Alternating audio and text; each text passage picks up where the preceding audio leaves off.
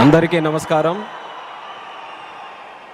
కోట్లాది మంది దేశ ప్రజల తాలూకా ఆశయాలకు ప్రతీక, దేశ సమగ్రత కోసం, దేశ భద్రత కోసం, దేశ భవిష్యత్తు కోసం ప్రతీగా నిలిచినటువంటి ప్రధాన సేవకుడు, మనమందరం కూడా అభిమానించే నాయకుడు, మనమే కాదు ప్రపంచం గర్వించదగ్గ నాయకుడు దేశ ప్రధానమంత్రి నరేంద్ర మోదీ గారు. అలాగే విజనరీ నాయకుడు, నవ్యాంధ్రప్రదేశ్ నిర్మాత మన ప్రియతమ ముఖ్యమంత్రి వర్యులు నారా చంద్రబాబు నాయుడు గారు. అలానే మన ఉప ముఖ్యమంత్రి వర్యులు, ఆయనకి పదవులతో పని లేదు, జనం కోసం నిత్యం జీవించేటటువంటి జనసేనాని పవన్ కళ్యాణ్ గారు, రాష్ట్ర గవర్నర్ గారు అబ్దుల్ నజీర్ గారు, అలాగే వేదికలు అలంకరించినటువంటి కేంద్ర మంత్రులు, అలాగే మన తెలుగు యువతకి ఒక ఆదర్శప్రాయమైనటువంటి నాయకత్వంతో ముందుకు నడిపిస్తున్నటువంటి సోదరులు నారా లోకేష్ అన్న గారికి, ఎంపీ కలిశెట్టి అప్పలనాయుడు గారికి, ఎమ్మెల్యే మాధవమ్మ గారికి, అలాగే ఇక్కడికి విచ్చేసినటువంటి ఎంతోమంది జనప్రతినిధులకి, ఇక్కడికి విచ్చేసినటువంటి నా ఉత్తరాంధ్ర సోదర సోదరిమల్ల అందరికీ కూడా నా హృదయపూర్వకమైనటువంటి నమస్కారాలు తెలియజేసుకుంటున్నాను. ఒక 12 సంవత్సరాలైతే ఒక పుష్కరం అంటాం, 100 సంవత్సరాలైతే శతాబ్దం అంటాం. అలాంటిది యుగానికి ఒక్కసారి వచ్చేటటువంటి కార్యక్రమం అల్లూరి సీతారామరాజు విమానాశ్రయం ప్రారంభోత్సవ కార్యక్రమం అని గర్వంగా ఈ ఉత్తరాంధ్ర బిడ్డగా, మీతో పాటు ఇక్కడ పుట్టినటువంటి వ్యక్తిగా, కింజరాపు ఎర్రన్నాయుడు గారి తాలూకా బిడ్డగా ఈరోజు గర్వంగా ఉందని కూడా ఈ సందర్భంగా తెలియజేసుకుంటున్నాను. ఉత్తరాంధ్ర అంటే ప్రతి ఒక్కరు కూడా ప్రపంచం వైపు చూసేవాళ్ళు. మనకి పని కావాలన్నా, మనకి ఏ అవకాశం కావాలన్నా, మనకి పొట్ట గడవాలన్నా, ఏ కార్యక్రమం చేయాలన్నా సరే ఉత్తరాంధ్ర అంతా కూడా ప్రపంచం వైపు చూసేది. కానీ ఈరోజు మన భోగాపురం ఎయిర్పోర్ట్ చూసిన తర్వాత ప్రపంచం ఉత్తరాంధ్ర వైపు చూస్తుందన్నది గర్వంగా మన అందరం కూడా తెలియజేసుకోవాలి. అవకాశాల నిధిగా భోగాపురం విమానాశ్రయం మన ప్రధానమంత్రి గారి చేతుల మీదుగా ఈరోజు ప్రారంభోత్సవం కానుంది. అలాంటి విమానాశ్రయం ఒక 77,000 చదరపు అడుగులతో తయారవుతున్నటువంటి విమానాశ్రయం సుమారు 60 లక్షల కెపాసిటీతో తయారవుతుంది.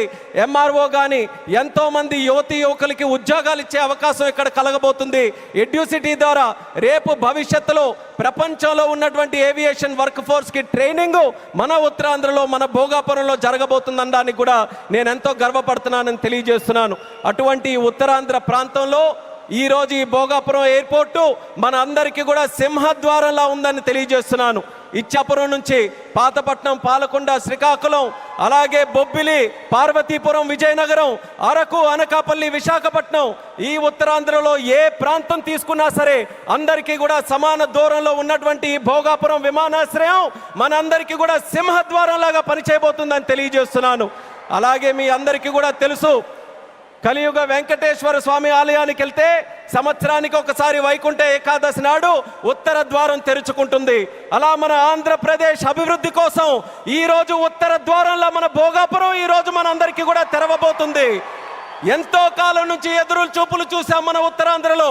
ఆఖరికి గతంలో మీరు చూసుకుంటే కొంతమంది నాయకులు దీన్ని కించపరుస్తూ, విమర్శిస్తూ, ఈ ప్రాంతాన్ని కించపరుస్తూ ఎయిర్ బస్సు కూడా తిరగని ప్రాంతమని వెక్కిలి నవ్వులు నడిచారు. ఈరోజు వాళ్ళకి కళ్ళు తెరిచి చూడమంటున్నా ఎయిర్ బస్సులు దిగే ప్రాంతంగా ఉత్తరాంధ్ర మారింది. ఈరోజు ఎలక్ట్రిక్ బస్సులు వచ్చే ప్రాంతంగా ఉంది. రేపు పెద్ద పెద్ద కంపెనీలనంటే దేశంలో ఉన్న కంపెనీలు కాదు, అంతర్జాతీయంగా ఉన్న కంపెనీలన్నీ కూడా మన భారతదేశంలో, మన ఆంధ్రప్రదేశ్లో, మన ఉత్తరాంధ్ర ప్రాంతానికి రాబోతున్నాయి. వాళ్ళ బస్సులు కూడా ఇక్కడే తిరిగి మన యువతీ యువకులకి అన్ని ఉద్యోగ అవకాశాలు కూడా కల్పించబోతున్నాయి.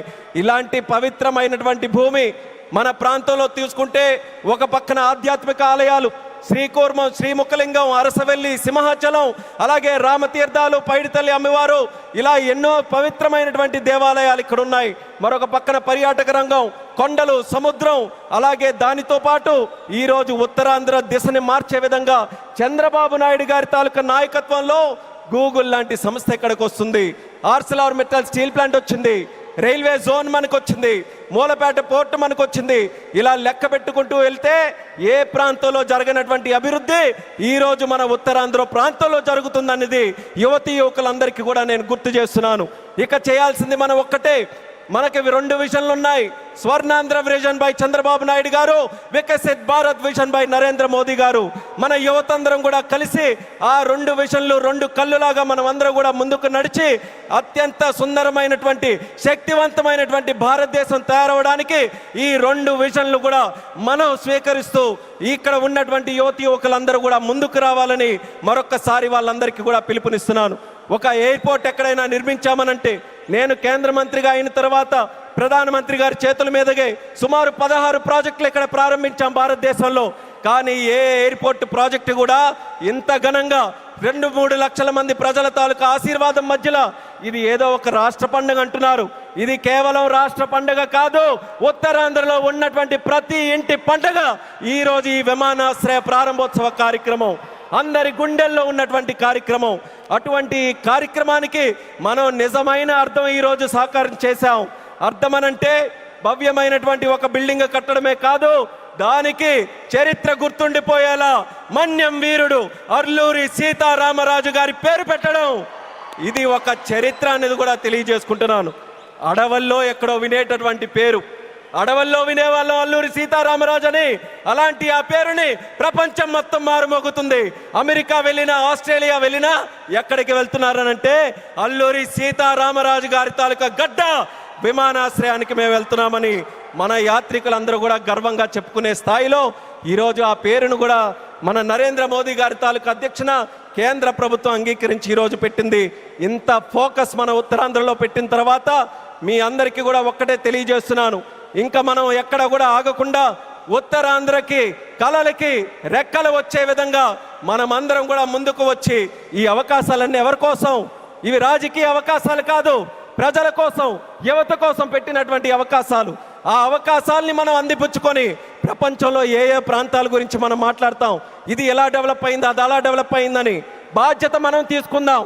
నాయకులుగా వాళ్ళ తాలూకా నిర్ణయాలను మనకి చెప్పారు, వాళ్ళ మాట నిలబెట్టుకున్నారు, అభివృద్ధి ఇక్కడికి తీసుకొని వచ్చారు. ఇక పని చేయాల్సింది మనం ఆత్మవిశ్వాసంతో ముందుకు వెళ్ళి ఈ రోజు వచ్చినటువంటి అవకాశాలని సద్వినియోగం చేసుకొని ఉత్తరాంధ్రని ఉత్తమాంధ్రగా తయారు చేద్దామని ఇక్కడ ఉన్నటువంటి యువకులందరికీ కూడా పిలుపునిస్తున్నాను. అలాగే మన आदरणीय माननीय प्रधानमंत्री जी, आपको फिर से मैं भोगापुरम और उत्तरांध्र प्रांत को क्षेत्र को स्वागत करता हूं। मैं इतना इमोशनल हूं आज क्योंकि मैं भी इसी प्रांत से आता हूं। काफ़ी समय से हम सुनते आ रहे, मेरे बचपन से सुनते आ रहे, यहाँ कोई किसी के लिए अवसर नहीं है। उत्तरांध्र से लोग बाहर जाते रहते हैं काम के लिए, पर आपने वादा निभाया। आपके मार्गदर्शन में, हमारे चंद्रबाबू जी के मार्गदर्शन में यहाँ पे जो इम्पॉसिबल लगता था वो आज पॉसिबल करके दिखाया। एक गेटवे जैसा विमानाश्रय आज हमने बनाया, हवाई अड्डा बनाया, और उसके साथ ही गूगल जैसे बड़े बड़े जो ग्लोबल इंस्टीट्यूशन है वो सब भी आज विशाखापट्टनम हमारे उत्तरांध्र में आ रहे हैं। ये हमारे सब के लिए, हमारी जो ताकत है यहाँ युवाओं के लिए, ये बहुत बड़े सौभाग्य की बात है। आपने अपना वादा निभाया और मैं इस मंच से आपको वादा देता हूँ, हमारे उत्तरांध्र के युवा से वादा देता हूँ कि आपका जो विजन है विकसित भारत 2047 का विजन में उत्तरांध्र का हर युवा व्यक्ति आपके साथ खड़ा रहेगा, आपके साथ काम करेगा। एक सशक्त संरक्ष भारत बनाने के लिए आपके साथ हर कदम में यहाँ के सारे युवाएं आपके साथ चलने के लिए तैयार हैं। ये इस क्षेत्र का आपके साथ हमारा वादा है और ये वादा निभा कर रखेंगे। आपको, हमारे आदरणीय चंद्रबाबू नायडू जी को, मंच पर बैठे सभी को दिल से मैं स्वागत करता हूँ, धन्यवाद भी करता हूँ। और आपके यहाँ వచ్చినటువంటి ప్రజలందరికీ కూడా మరొక్కసారి నా హృదయపూర్వకమైనటువంటి ధన్యవాదాలు తెలియజేసుకుంటూ ఇది ఒకే ఒక్క మాట చెప్పి నేను ముగిస్తాను. భోగాపురం ఎయిర్పోర్ట్ ఈరోజు మనందరికీ కూడా చాలా గర్వంగా ఉంది, కానీ చరిత్రలో ఎప్పుడు కూడా నిలిచిపోయి ఉండాలి, గుర్తు కూడా పెట్టుకోవాలి. ఈ భోగాపురం విత్తనం వేసింది ఒకే ఒక్క నాయకుడు, నారా చంద్రబాబు నాయుడు గారని మళ్ళీ మళ్ళీ గుర్తు చేస్తున్నాను. 2014లో విభజించిన ఆంధ్రప్రదేశ్కి ఆయన ముఖ్యమంత్రి అయితే ఆయన ఈ ఉత్తరాంధ్ర ప్రాంతానికి గ్రోత్ ఇంజన్గా తయారు చేయాలనంటే ఇక్కడ విమానాశ్రయం పెట్టాలని మొట్టమొదటిగా ఆయన ఇచ్చేస్తే ఆ రోజు ఉత్తరాంధ్ర బిడ్డగా కేంద్ర మంత్రిగా అశోక్ గజపతిరాజు గారు ఉన్నారు, ప్రధానమంత్రిగా నరేంద్ర మోదీ గారే ఉన్నారు. ఆ రోజు ప్రారంభించాం. మళ్ళీ యాదృచ్ఛికమో, దైవ నిర్ణయమో, ప్రజా సంకల్పమో, మళ్ళీ చంద్రబాబు నాయుడు గారు ముఖ్యమంత్రిగా ఉన్నప్పుడు నరేంద్ర మోదీ గారి చేతుల మీదుగా ప్రధానమంత్రిగా ఉంటూ మళ్ళీ ఉత్తరాంధ్ర బిడ్డగా ఈ రామ్మోహన్ నాయుడు కేంద్ర మంత్రిగా ఉన్నప్పుడు ఇది జరిగిందనంటే ప్రజల తాలూకా విశ్వాసం ఈ కూటమి ప్రభుత్వం మీద ఎంత బలంగా ఉందో ఈ విమానాశ్రయం దానికి ప్రతీక అనేది మళ్ళీ తెలియజేసుకుంటూ ఈ అవకాశం కల్పించిన ప్రతి ఒక్కరికి మరొక్కసారి నా తండ్రి గారు మరి స్వర్గీయ కింజరాపు ఎర్రనాయుడు గారికి కూడా ఈ వేదిక ద్వారా నమస్కరించుకుంటూ పెద్దలందరికీ కూడా నా తాలూకా ధన్యవాదాలు తెలియజేస్తూ ఇంత చక్కనైనటువంటి కార్యక్రమం ఏర్పాటు చేయడానికి దింసా నృత్యం చేసినటువంటి వాళ్ళకి అందరికీ కూడా మరొకసారి నా హృదయపూర్వక ధన్యవాదాలు తెలియజేస్తూ సెలవు తీసుకుంటున్నాను. జై హింద్, జై భారత్, జై ఉత్తరాంధ్ర.